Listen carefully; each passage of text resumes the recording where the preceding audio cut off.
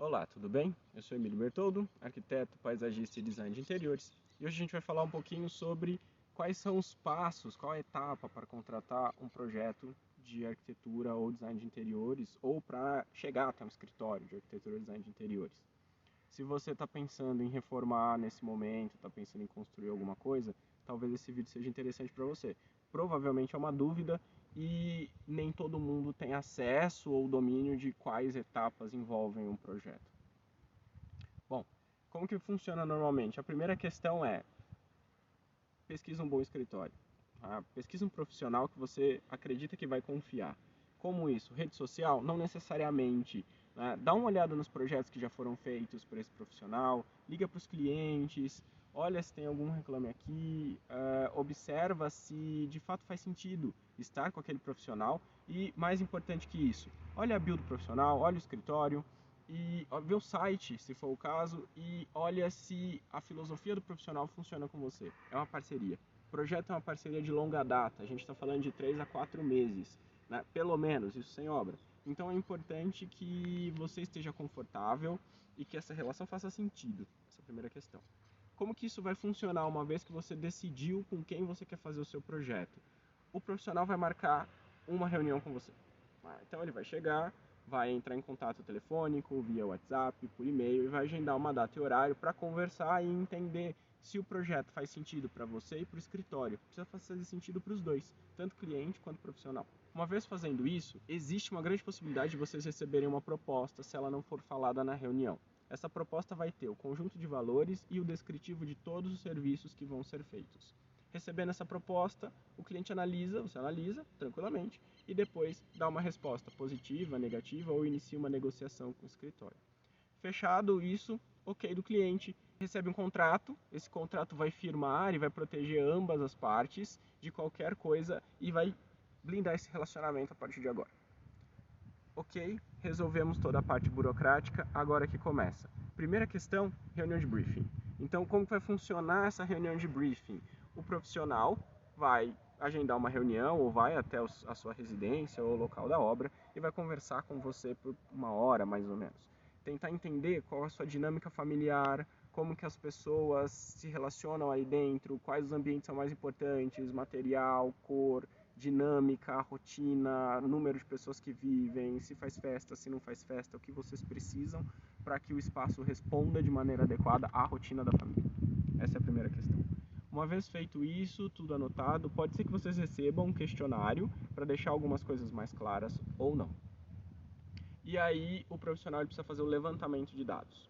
Ele vai pedir algumas plantas, pedir alguns documentos, vai medir o local, vai tirar foto, e aí é o que a gente chama de levantamento fotográfico e métrico. Uma vez feito esse levantamento de dados, entendido toda a dinâmica, o profissional vai normalmente se retrair um pouco e fazer a primeira etapa de projeto, que a gente chama de anteprojeto. O que é o anteprojeto? Anteprojeto é um conjunto de documentos iniciais que vai fomentar a proposta desse profissional para você. Então, como que vai ser isso? Talvez sejam feitas plantas ou maquete virtual, vídeo para que você entenda diretamente como que isso está funcionando, renderizações, aquelas imagens realistas, seleção de materiais, alguns mood boards, né, que são os quadros onde a gente insere os materiais para o cliente conseguir entender tudo que está acontecendo nesse projeto. Essa etapa é uma etapa de conversa muito aberta entre profissional e cliente. E é nesse momento que o cliente decide se gostou de tudo, se não gostou de nada, se gostou de algumas coisas, se quer que outras sejam refeitas. E aí o profissional vai começar a etapa de refazer, de fato, corrigir os problemas que o cliente achou, ou coisas que acredita que não está tão adequado. E aí pode ter algumas outras reuniões ou não, vai depender muito da dinâmica do escritório. Uma vez que todos os ambientes estão fechados, está todo mundo de acordo, aí sim a gente começa a etapa de projeto executivo.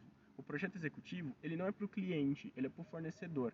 O cliente fica com esse projeto, mas a função é dizer qual o tamanho das coisas, como que elas serão construídas, em que lugar que ela tem que ficar, quais são os materiais e quais os fornecedores que precisam ser procurados, né? Tudo isso é muito importante para quê? Para que a obra transcorra sem problema lá na frente, né?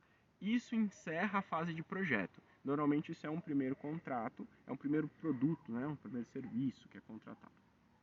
Depois a gente tem, caso o cliente queira, a etapa de gerenciamento de obra. O que o gerenciamento vai fazer? É a parte que vai fechar todo o contrato.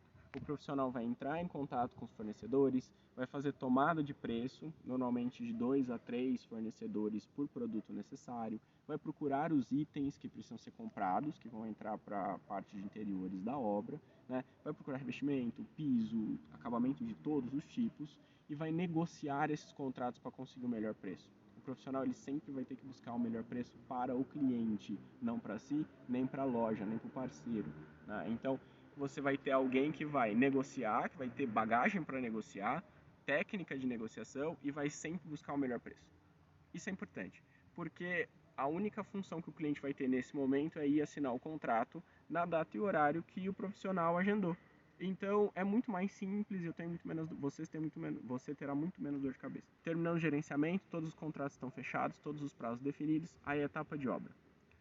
O profissional que foi contratado para isso, ou a empreiteira que foi contratada para esse fim, vai guiar toda a obra. O profissional faz algumas visitas para entender como que isso está acontecendo, se está transcorrendo tudo bem, resolve os problemas da obra e aí normalmente o cliente ele é minimamente acionado, só se a gente precisa fazer alguma mudança muito grande. Do contrário, a obra transcorrendo com o mínimo de problema possível, o próprio escritório resolve.